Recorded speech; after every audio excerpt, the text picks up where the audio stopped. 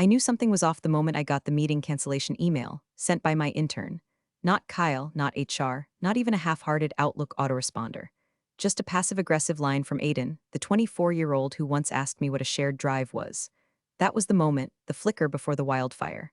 My name was removed from the Q4 audit prep chain, my calendar suddenly empty, and my Slack mentions replaced with chirping silence. For the first time in 12 years, no one asked where the new compliance checklist was.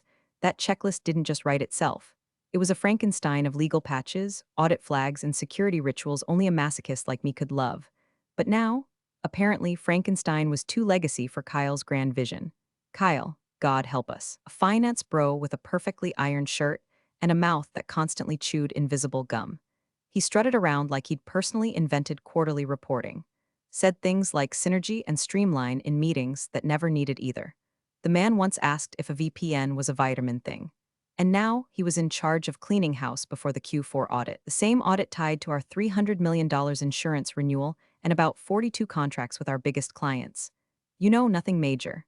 But here's the thing about working in compliance. If we do our job well, nobody notices. If we screw up, we're crucified. For over a decade, I kept this company clean, patching systems after data breaches, building the audit vault from scratch when IT said too complex, and embedding so many layered redundancies that even I sometimes forgot what the hell I'd buried where. I was the digital locksmith with the only damn key. And that key wasn't just a password, it was biometric. Physical, literal, you can't streamline your way around that. Now they were treating me like a fax machine. Too old, too in the way. Legacy inefficiency, Kyle called it in a team huddle that he conveniently forgot to invite me to. I heard it from Marcus. Junior IT, bright kid quiet, pays attention. He said your kind of institutional memory, Marcus told me over coffee. I nearly choked. Institutional memory? Like I was a forgotten attic box with old manuals and floppy disks. That's when I knew. They weren't just pushing me to the side. They were gearing up to erase me. And still, I showed up every day, answered questions that shouldn't have been mine to solve, patched holes no one else saw, and watched my inbox go colder than Kyle's soul. The worst part wasn't the erasure. It was knowing how deeply screwed they'd be without me, and how blissfully unaware they were of it. By the way, if you're still listening and haven't tapped that little subscribe button or dropped a like, now's a good time. Seriously, it takes you half a second, and it tells us this kind of story hits home.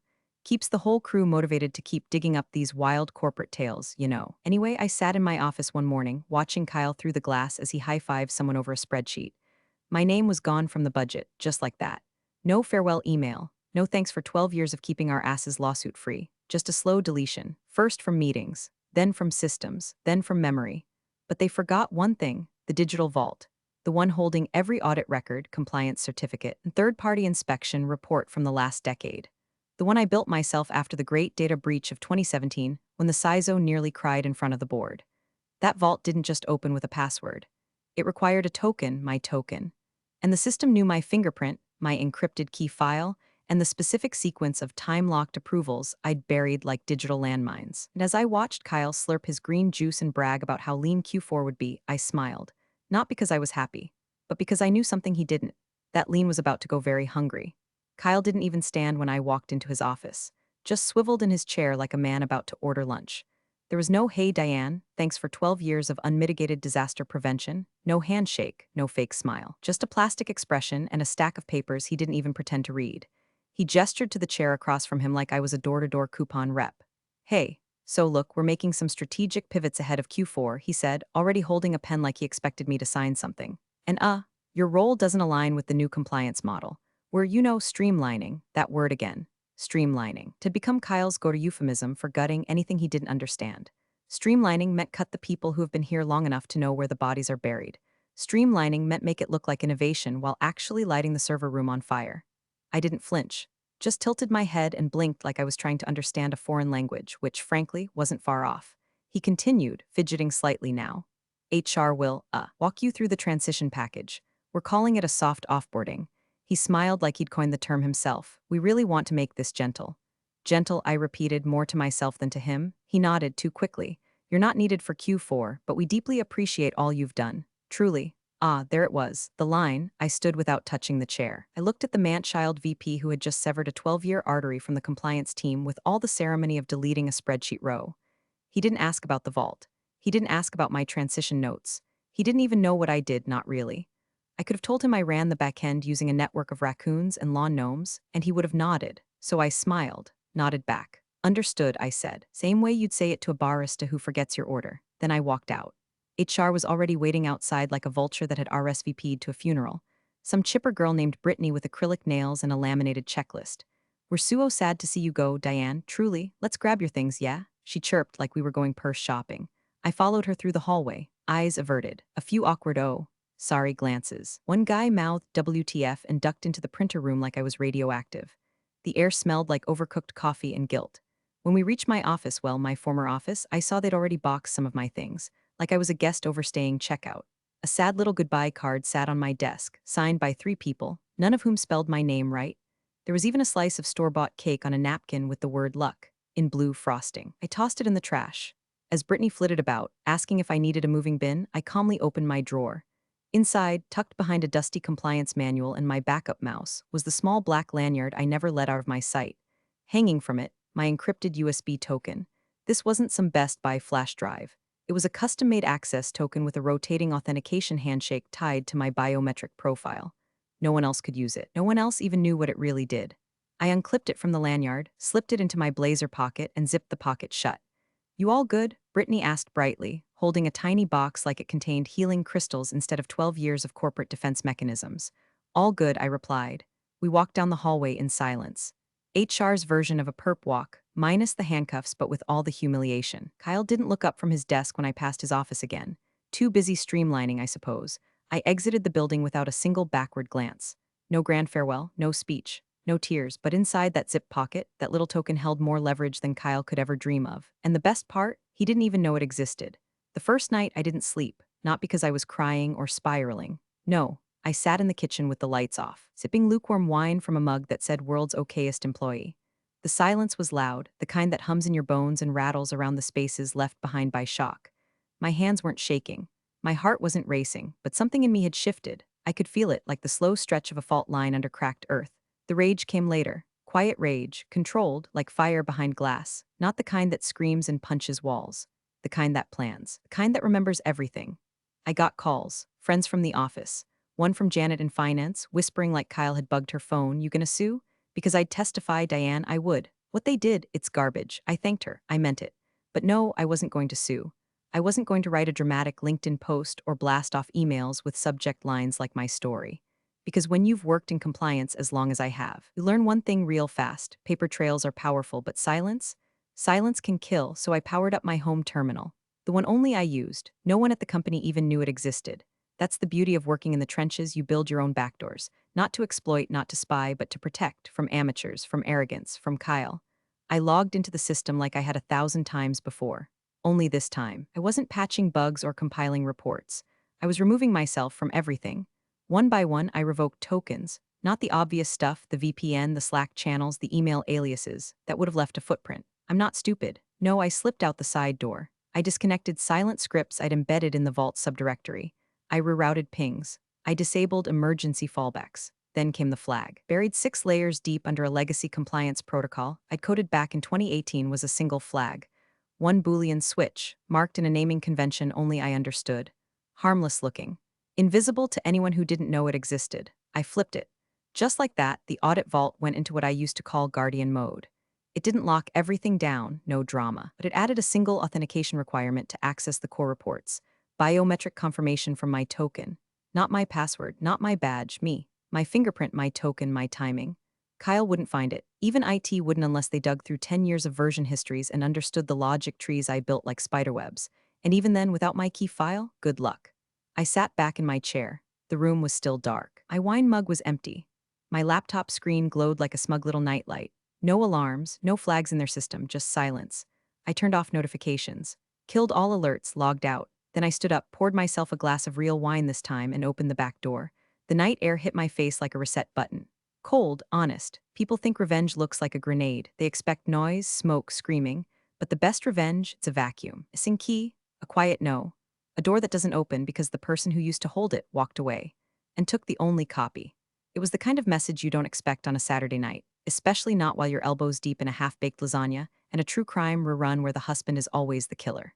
My phone buzzed, and I nearly ignored it, probably another pity text from a well-meaning coworker or one of those spammed sorry to hear about your transition. DMs from recruiters who didn't even know what I did, but this one caught my eye.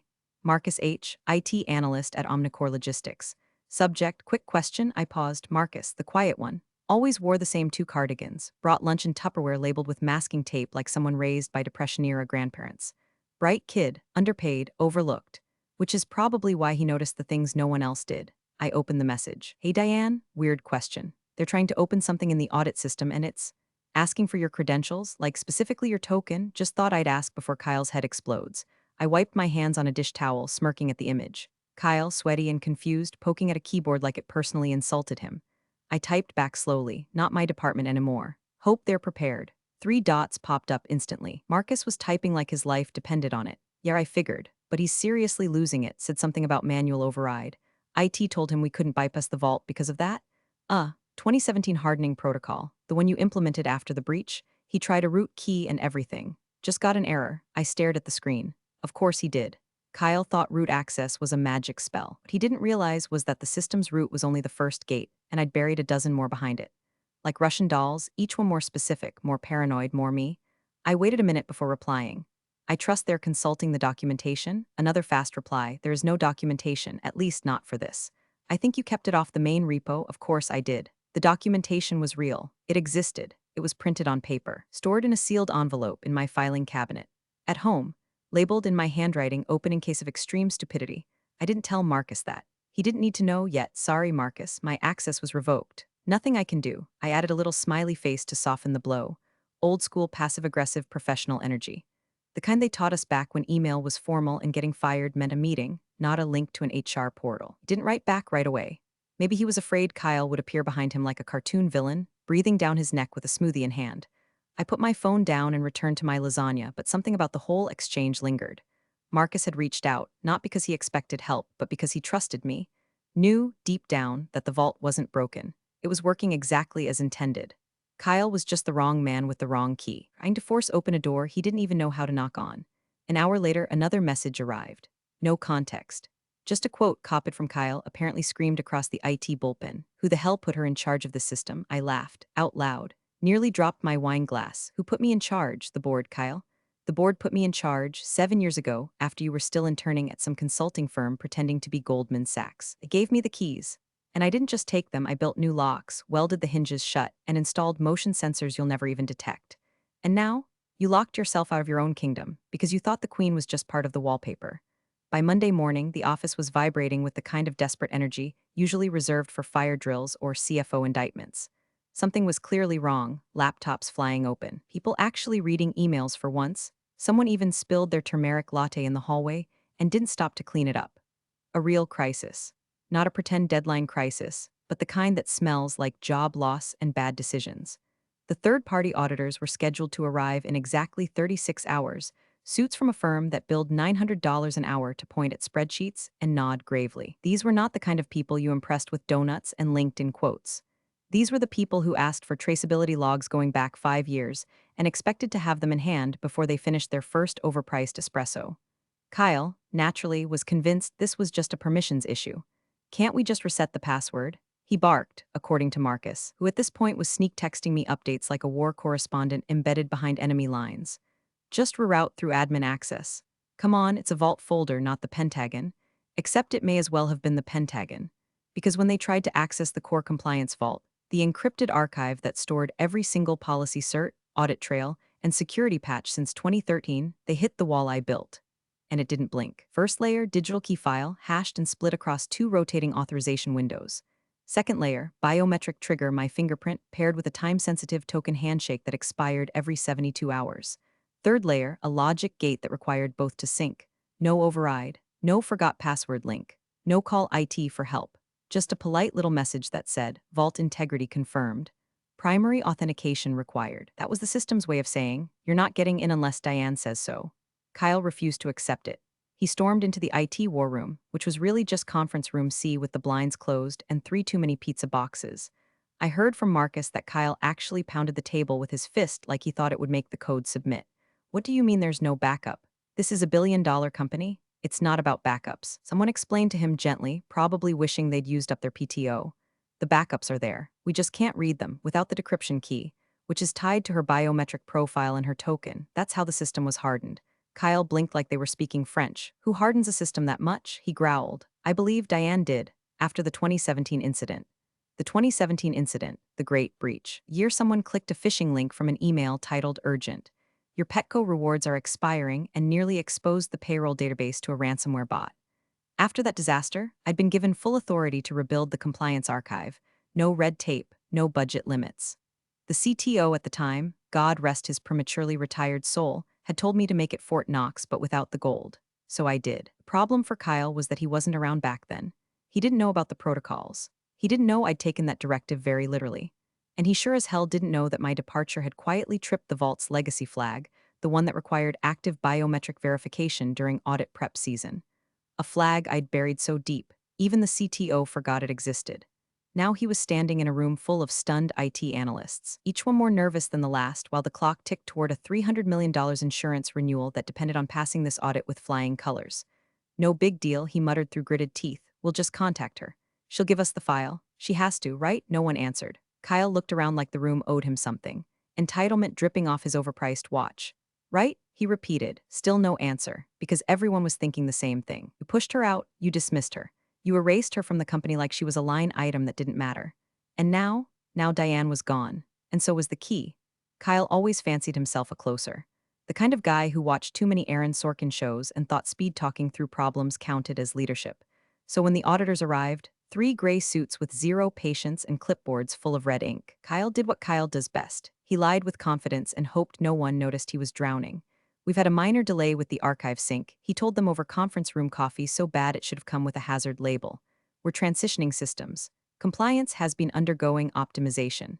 Our reports are clean, just waiting on one. Minor credential reconciliation. Totally under control. The lead auditor, a woman named Joyce with eyes that could fossilize a man at 10 paces, didn't even blink. We requested those files 7 days ago. The documentation tied to your risk coverage clause explicitly states access must be demonstrated within 24 hours of request. You're currently in violation. Kyle gave a little chuckle, his nervous tick when caught pants down. Oh, we're not in violation, we just haven't surfaced them yet. Uh-huh. Joyce scribbled something, then set down her pen like it weighed 100 pounds. Then show us anything. Partial logs, verification hashes, a staff credential chain, even a screenshot of last year's cert alignment. You've got 10 minutes, 10 minutes passed. Nothing. Kyle tried stalling with PowerPoint slides.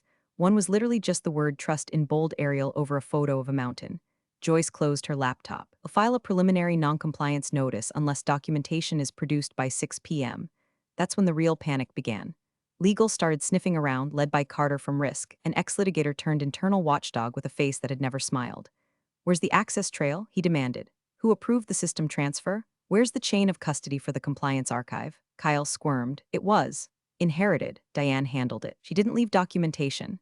Then why the hell did you fire her before the audit? Carter snapped. It was a reorg, Kyle muttered, losing steam. She wasn't collaborative. Her methods were outdated. I mean, she built this thing like a Cold War bunker, which we now can't get into, Carter interrupted. It didn't take long for the stink to rise to the boardroom. The chairperson's assistant sent a terse message. The compliance audit is under scrutiny. Provide clarity on access failure. Do not wait for weekly update. Suddenly, everyone remembered my name. That's when Kyle panicked and did what cowards always do, blame the person who's no longer in the room. She sabotaged the system, he told Risk. This was intentional. She designed it to fail without her. He floated the idea in an emergency all-hands, hoping the lie would land before the truth had time to load.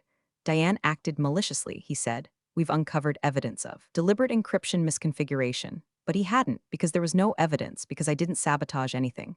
I just built the system exactly the way I was asked to, resilient, airtight, paranoid as hell. They gave me full autonomy after the breach, and I used it. Now they wanted to pretend that doing my job too well was the real crime. Marcus, meanwhile, kept his head down, said nothing in meetings, wore his cardigan, ate his tuna salad. But that afternoon, he forwarded me a series of screenshots. Internal Slack messages, meeting transcripts. One from Kyle Reed, spin this, make her look like a disgruntled ex-employee, say she withheld credentials out of spite. Another was from legal, no proof of sabotage. Vault design was approved by former CTO. Access structure matches documented specs. Blaming her won't hold up if it escalates. And finally, from Marcus, thought you'd want to see what they're saying. Just, wow, I stared at those messages for a long time. I didn't feel angry, I felt ready. They wanted a villain, they were about to find out what happens when you try to make the locksmith the thief. 12 hours, that's how much time stood between Omnicore logistics and a fiscal implosion. The kind of chain reaction collapse that doesn't just ruin reputations, it guts partnerships, triggers clawback clauses, and sets fire to every bonus projection from here to next Christmas. The insurance carrier, Gravestone Mutual, a name that sounded like it already knew what was coming, had sent a formal request for compliance documentation, including complete access logs, third-party verifications, and full system integrity reports. All of it had to be submitted before 9 a.m. Eastern, no extensions, no grace period. Buried in the fine print, in language Kyle never bothered to read, was a stipulation. Non-delivery of complete audit trail results in suspension of coverage. That meant every single contract reliant on insured logistics, pharma, federal subcontractors, air freight would be immediately void until coverage was reinstated. And reinstating coverage, that took weeks. The board knew, legal knew, risk knew.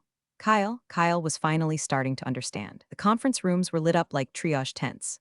People pacing, arguing, trying to locate long-retired compliance officers who had nothing to do with the current system. Marcus told me they even tried to plug in an old hard drive, labeled Backup 2019, that made a noise like it was coughing up its own lungs and promptly died.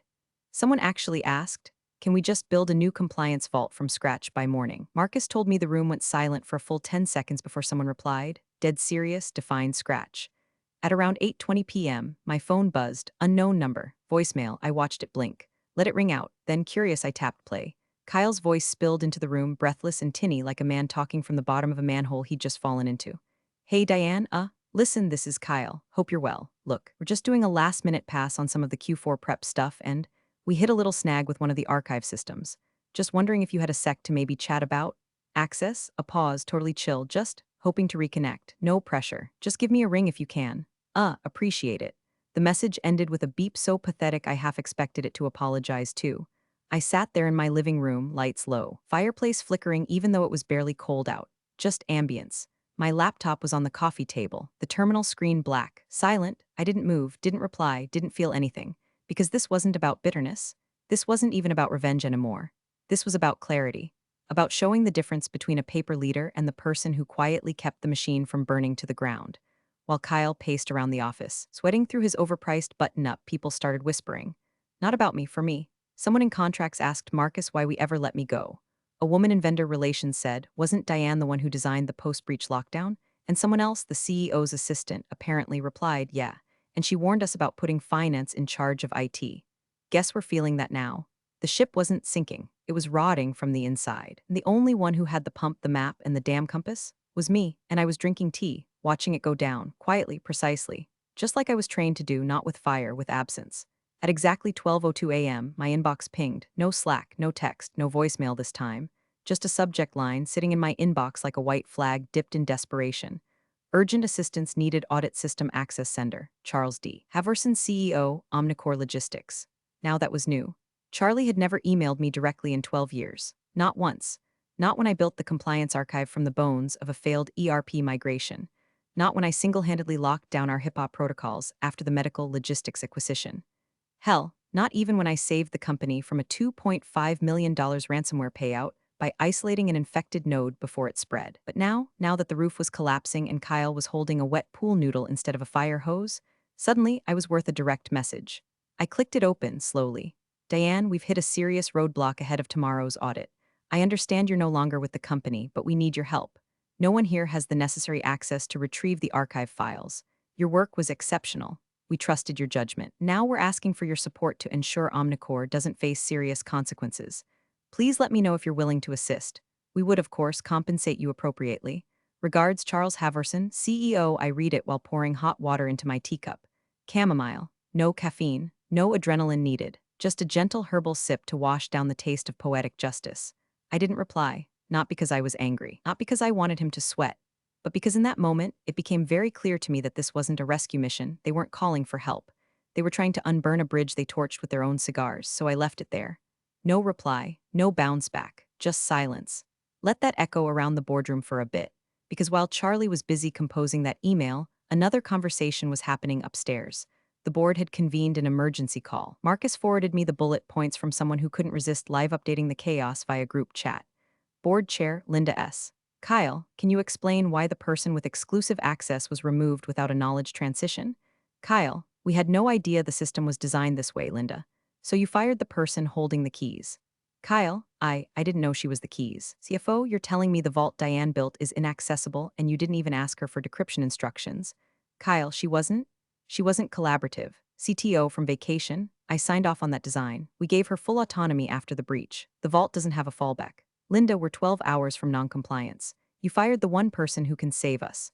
I imagined Kyle in that moment, red-faced, sweating through his undershirt, trying to piece together the house of cards he'd built out of buzzwords and bravado. Probably blaming IT, blaming legacy systems, blaming me, because when you're mediocre and cornered, blame is the last thing you know how to throw.